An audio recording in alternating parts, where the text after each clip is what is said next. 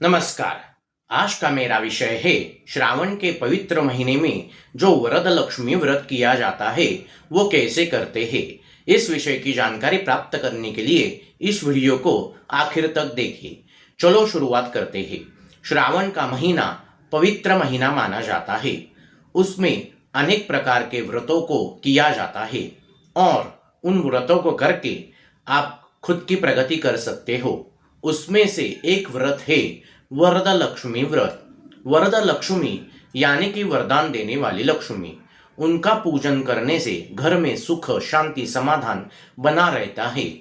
आपका घर छोटा हो या बड़ा हो, लेकिन उसमें लक्ष्मी ना हो तो आपके घर में नैराश्य, आरोग्य की समस्याएं, ऐसी अनेक समस्याओं का सामना करना पड़ता है। लेकिन आपके घर में लक्ष्मी हो तो आपके घर में मंगलमय, पवित्र और प्रसन्न वातावरण बना रहता है। इसलिए श्रावण के महीने में वरदा लक्ष्मी का व्रत आप अवश्य करें। उससे आपके घर में धन, धान्य, समृद्धि इनकी वृद्धि होगी और आपकी खुद की प्रगति होगी। इसलिए इस व्रत को श्रावण के महीने में अवश्य करें। वो व्रत चाहे तो पुरुष भी कर सकते हैं, इसमें कौन सा बंधन नहीं है। लक्ष्मी जी की पूजा करने से आपके जेब में ही पैसे बने रहेंगे, इसलिए पुरुष भी ये व्रत कर सकते हैं। अब जानते हैं वो व्रत कैसे करें। श्रावण के महीने में वरद लक्ष्मी व्रत किया जाता है। वो सिर्फ एक ही दिन किया जाता है। हम लक्ष्मी जी का पूजन शाम के समय करते हैं, लेकिन ये व्रत सिर्फ एक दिन किया जाने से उसे सुबह जल्दी उठकर करना चाहिए।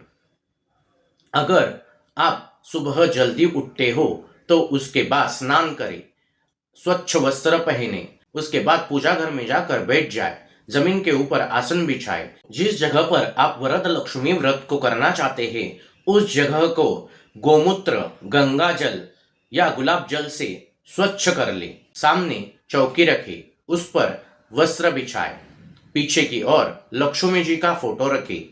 उसके ठीक सामने आप चावल से अष्टदल बनाए, उसके ऊपर एक कलश स्थापित करें। कलश में पानी की जगह उसमें चावल भरे जाते हैं। उसमें एक पूगी फल रखे, एक रुपया रखे और उसके ऊपर आम्र पल्लव रखे। उसके बाद उसके ऊपर चावल से भरा हुआ तामन रख दे। तामन को रखने के बाद उस पर कुमकुम से लक्ष्मी जी का यंत्र बनाए। अगर आपको लक्ष्मी जी का यंत्र बनाना नहीं आता तो आप स्वस्तिक बनाए। गुलाब के फूलों को वहां पे रखे, उस पर लक्ष्मी जी को स्थापित करें। अगर आपके पास लक्ष्मी जी की मूर्ति नहीं है तो उस पर आप नारियल भी रख सकते हो। आचमन करें। आचमन के बाद प्राणायाम करें। प्राणायाम के बाद आप मेरे घर में हमेशा के लिए लक्ष्मी जी का वास रहे और घर में सुख, समृद्धि, मंगलमय, पवित्र, प्रसन्न वातावरण बना रहे, सकारात्मक ऊर्जा बनी रहे, ऐसा संकल्प करें। संकल्प करने के बाद गणपति जी का पूजन प्रथम किया जाता है। उसके लिए गणपति जी की मूर्ति रखिए। गणपति जी की मूर्ति ना हो तो पूगी फल रखे। पूगी फल को गणपति मानकर उसका पूजन करें। गणपति जी का पूजन करने के बाद भूमि का पूजन करें। भूमि का पूजन करने के बाद चाहे तो आप पुण्याह वाचन भी कर सकते हो। उसके बाद आप जो पूजा के लिए कलश लिया है उसका पूजन करें। उसमें अक्षत, गुलाब की पत्तियां और गंध लगाकर उसका पूजन करें। कलश का पूजन करने के बाद में शंख का पूजन करें। शंख का पूजन करने के बाद घंटी का पूजन करें। घंटी का पूजन करने के बाद दीप पूजन करें। ऐसे पंचतत्व का पूजन हर एक पूजा में महत्वपूर्ण होता है। ऐसे ही पंचतत्व का पूजन कर ले। उसके बाद वरुण जी का कलश स्थापन किया है तो उसका भी पूजन करें। चाहे तो आप नवग्रहों का पूजन भी कर सकते हो। उसके बाद प्रमुख पूजा को आरंभ करें। मुख्य पूजा करने के लिए प्रथमतः लक्ष्मी जी का ध्यान करें। लक्ष्मी जी का ध्यान करने के बाद लक्ष्मी जी का आवाहन करना पड़ेगा। आवाहन मंत्र बोलकर लक्ष्मी जी का आवाहन करें और उसके बाद लक्ष्मी जी को आसन अर्पित करें। उसके बाद आपके सामने एक तामन ले ले, उसमें ऊपर रखी हुई लक्ष्मी जी की मूर्ति नीचे तामन में रख दे और उसके ऊपर पाद्य, अर्घ्य, आचमन, स्नान के बाद फिर से आचमन, उसके बाद पंचामृत स्नान, मांगलिक स्नान, गंधोदक स्नान ऐसे अर्पित करे। उसके बाद लक्ष्मी जी को श्री सूक्त से अभिषेक करे। श्री सूक्त नहीं आता तो कोई बात नहीं, आपको कौन सा भी लक्ष्मी जी का मंत्र आता है उस मंत्र का जप करके लक्ष्मी जी को पंचामृत से या दूध से अभिषेक करे। अभिषेक करने के बाद लक्ष्मी जी को शुद्ध जल अर्पित करे। उसके बाद उष्णोदक अर्पित करे। उष्णोदक का अर्पित करने के बाद फिर से शुद्ध जल अर्पित करना पड़ेगा। शुद्ध जल अर्पित करने के बाद लक्ष्मी जी की मूर्ति पोंछ ले और उनके चरण अपने माथे पर लगाए।